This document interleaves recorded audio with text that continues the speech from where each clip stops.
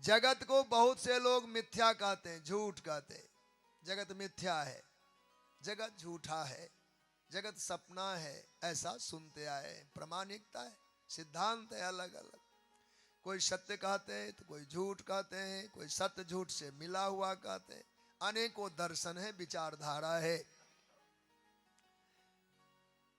तो गंभीर कथा है, एक श्लोक पर थोड़ा बोल लेते हैं। कहा मुह्यंत जत सूर्य, इस रहस्य को जानने में बड़े बड़े सूरमा भी भटक जाते हैं, भ्रमित हो जाते हैं। यथार्थ तत्व को जानना बड़ा कठिन है। जगत सत्य है क्या, जगत झूठ है क्या, इस निश्चय पर आना बहुत कठिन होता है। तेजो वार मृदाम यथा विनिमयो यत्र त्रिसर्गो मृषा। वस्तुतः मरुभूमि प्रदेश में जब तपतपाती धूप हो, उस समय खासकर मृगा को भ्रम होता है। उसे लगता है जो तेज का तरंग बनता है, प्रकाश में जो तरंग बनते हैं, उसको लगता है तो जल ही जल है, जल ही जल है, और जल होता नहीं है। और वह मृगा उसके पीछे दौड़ते दौड़ते दौड़ते कहीं पानी है तो मिले, है ही नहीं, तरंग ही वह जल के रूप में प्रतिबिंबित हो रहा है। और भटकते भटकते अंततः अपने जीवन को ही छोड़ देता है। ऐसा ही विनिमय इस जगत की है। जगत मृषा है, झूठा है, जगत अमृषा सत्य है। तो वो धामना स्वयं सदा निरस्त कुहुकम सत्यम परम धीमहि।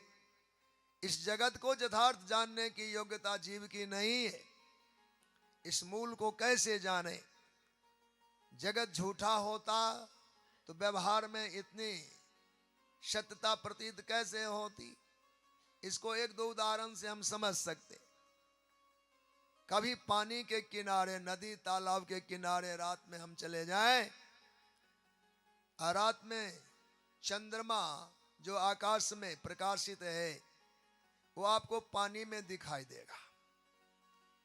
पर पानी में कभी चंद्रमा है ऐसा मानना ठीक नहीं है। कर कोई भोला जीव, अनजाना जीव समझ ले कि जो बहुत कीमती चीज पानी में मिल रहा है, ऐसी सर्दी हो तो बार बार किनारे से छलांग लगाए कि चंद्रमा को हम पकड़ लें। भले सर्दी में हो, बार बार छलांग लगावे। चंद्रमा कभी हाथ आएगा जब थकेगा, वो ठिठुरेगा तो बाहर निकल के आएगा और जोर से कहेगा भाई चंद्रमा होता नहीं है। ऐसे नकार देगा, जिसको नहीं मिला मना करेगा। पर क्या उसका नकारना सही है? क्या चंद्रमा होता नहीं है? क्या चंद्रमा है, चंद्रमा की सत्ता है। थोड़े उद्योग में भिन्नता रही। वो बार बार उछल के पानी में जो गिरता था, बजाय इसके एक बार ऊपर झांक लेता ना तो चंद्रमा नजर आ जाता। बोलो भक्तवत्सल भगवान की जय। चंद्रमा की सत्ता आकाश में है। पानी में डुबकियां खाने से चंद्रमा हाथ आने वाला नहीं है।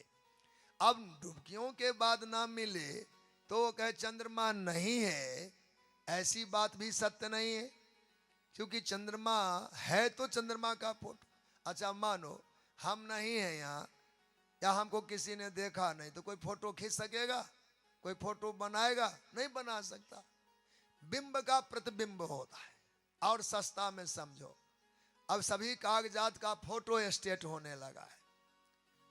अपने ओरिजिनल कागज का फोटो खिंचवाते, उसको फोटो स्टेट कहते। जब ओरिजिनल पेपर है ही नहीं तो डुप्लीकेट उसका फोटो स्टेट कैसे होगा? पहला प्रति मशीन में डालते हैं तो दूसरा छपता है। ऐसे ही यदि चंद्रमा की सत्ता ना होती तो चंद्रमा जल में दिखते नहीं। भगवान की सत्ता नहीं होगी तो जगत दिखाई देगा नहीं। एक और उदाहरण देखिए। अभी हम धूप में कहीं खड़े हो जाएं तो हमारे तन की छाया बनेगी।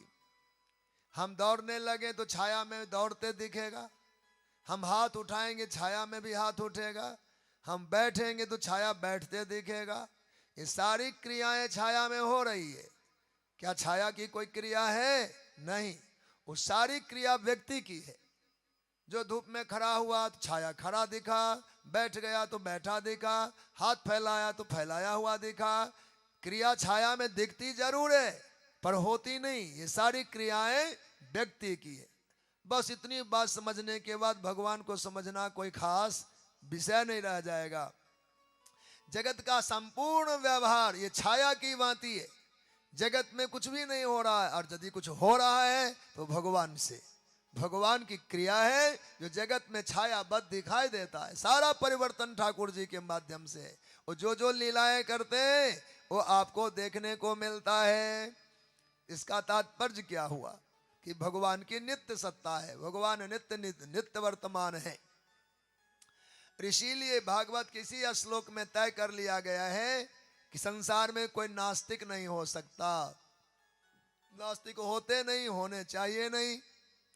हम तो सुनते हैं जब नास्तिक होते नहीं, शब्द कैसे बन गया? अस्तिति आस्तिका, नास्तिति नास्तिका है।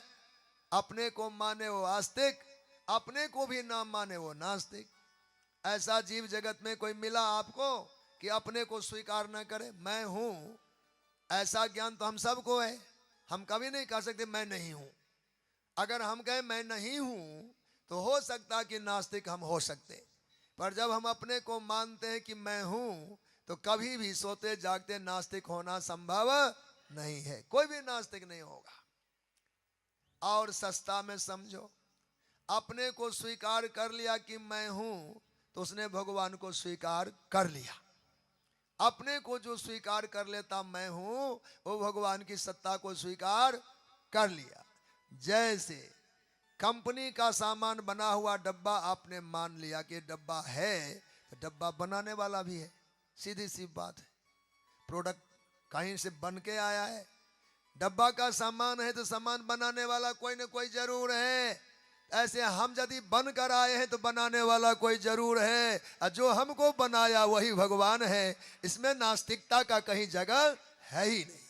अपने को जो स्वीकार करेगा वो भगवान को जैसे भी वो मानना ही पड़ेगा कि तुमको किसी ने जरूर बनाया, क्योंकि निर्माण की विधि है। बनाने वाला अब बनने वाला, तो हम मटेरियल है, हम सामग्री है, अब भगवान निर्माता है, उन्होंने हमको बनाया है।